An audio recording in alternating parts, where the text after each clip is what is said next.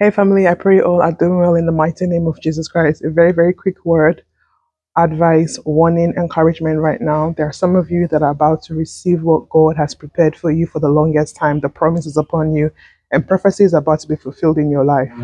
But the Lord wants you to beware of the enemy's tricks and devices. He's going to bring temptation your way, and he wants you to focus on the Lord.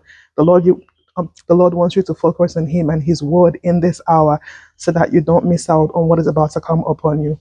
When the Lord wants to move in your life, sometimes the enemy will bring in sin, quarreling, railing, argument. So the Lord wants you to be sensitive in the spirit as well.